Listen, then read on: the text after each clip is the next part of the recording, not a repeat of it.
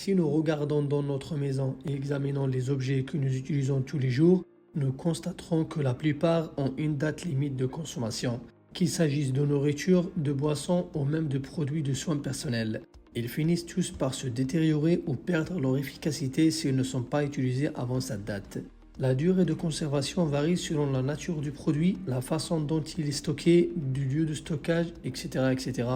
Bien qu'il n'existe presque aucun produit sans date limite de consommation, la plupart d'entre nous ne s'en préoccupent que pour les produits consommés directement, comme les aliments ou les médicaments pour éviter les empoisonnements.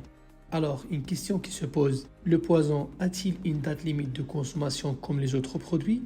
Si oui, le poison perd-il sa puissance après cette date ou devient-il plus dangereux?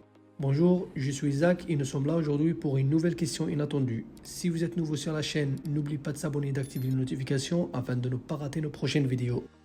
Avant de répondre à cette dernière question, nous devons d'abord définir de quel type de poison nous parlons. Quand on examine la signification du mot poison, on constate que le concept est très large.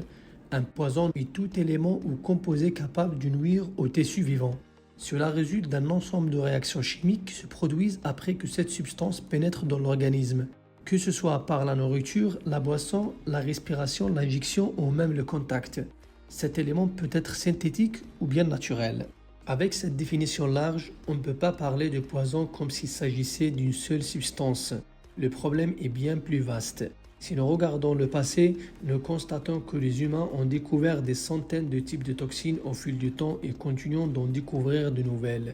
C'est pour cette raison et à cause de cette grande diversité que le médecin grec Paracelse, qui vécut au début du XVIe siècle, consacra sa vie à l'étude des poisons et finit par formuler sa célèbre phrase « Tout est poison, seule la dose fait qu'une substance ne soit pas toxique ». Malgré l'étrangeté de ce diction, la science a prouvé au fil du temps qu'il est vrai à 100%. Si nous considérons la substance la plus indispensable, à savoir l'eau, nous remarquons que le même principe s'applique également. Certaines personnes peuvent souffrir d'intoxication par l'eau si elles en boivent en quantité excessive, dépassant les besoins de leur organisme.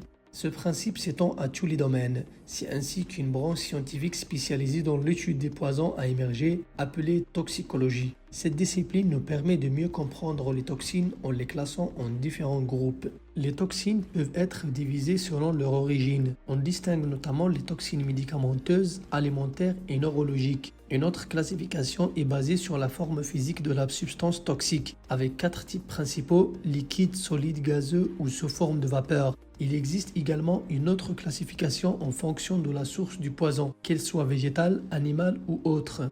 Par exemple, les animaux comptent plus de 220 000 espèces de poisons différents. Parmi les poisons les plus redoutables utilisés dans le monde aujourd'hui, on trouve ceux de serpents, des araignées ou des scorpions.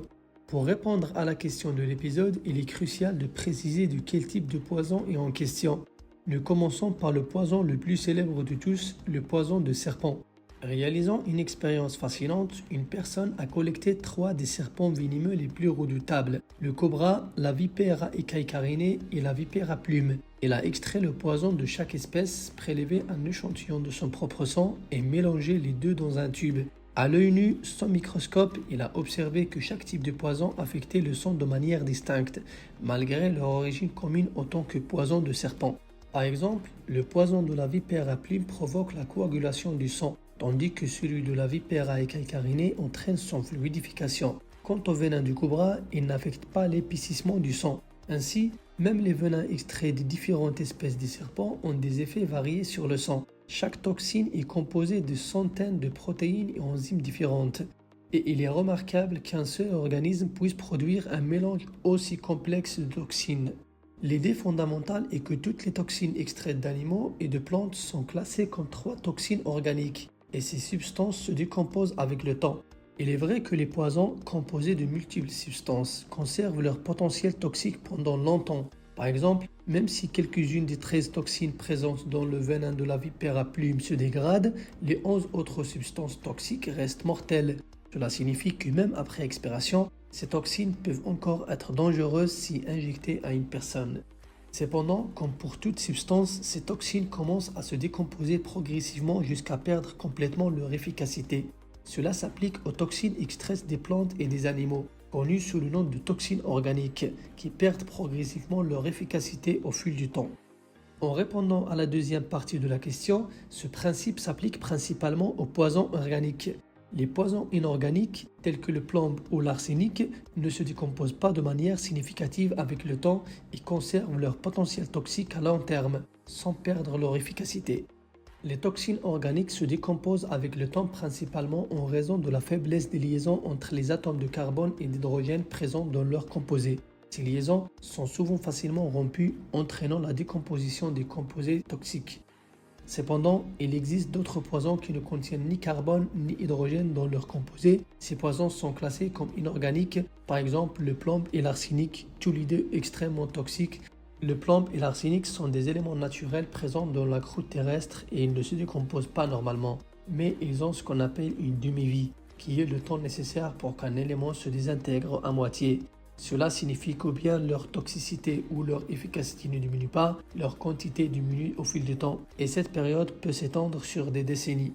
Il existe d'autres poisons qui ont une durée de conservation, mais à l'expiration de cette période, leur efficacité ne diminue pas nécessairement. Au contraire, dans certains types de poisons fabriqués, nous observons le phénomène inverse. Une fois la date limite dépassée, leur toxicité peut même augmenter. Si nous prenons comme exemple les pesticides végétaux, nous constatons qu'ils sont conçus pour éliminer les ravageurs des cultures agricoles. Malgré cela, les fabricants fixent une date de péremption sur les emballages des pesticides, exigeant ainsi leur retour avant l'utilisation. L'Université du Michigan a averti contre l'utilisation de pesticides plus de 2 ans après l'ouverture de leur emballage. Il a été démontré que les pesticides végétaux, lorsqu'ils sont utilisés après la date de péremption, peuvent entraîner un empoisonnement des plantes elles-mêmes. Si ces plantes sont consommées, les pesticides peuvent alors nuire à la santé de ceux qui les ingèrent. Il existe donc des types de poisons dont l'efficacité augmente après leur date de péremption et non l'inverse. Ce phénomène n'est pas limité aux pesticides, mais concerne également certains médicaments destinés à l'usage humain. Il n'est pas rare que certains médicaments utilisés pour le traitement soient fabriqués à partir des toxines. Une fois périmés, certains de ces médicaments peuvent réagir ou se décomposer en composés toxiques qui peuvent endommager le foie ou les reins. Ces composés toxiques varient selon le médicament en question et ne peuvent être généralisés. C'est pourquoi, pour conclure cet épisode, il est essentiel de comprendre que toutes les toxines ne se comportent pas de la même manière vis-à-vis de leur péremption. Certains perdent de leur toxicité avec le temps, d'autres voient leur toxicité augmenter et d'autres encore restent inchangées malgré le passage du temps. Si vous êtes encore là et vous avez apprécié la vidéo, n'oubliez pas de la liker et de la partager. Et n'oubliez pas de s'abonner et d'activer les notifications afin de ne pas rater nos prochaines vidéos. Au revoir.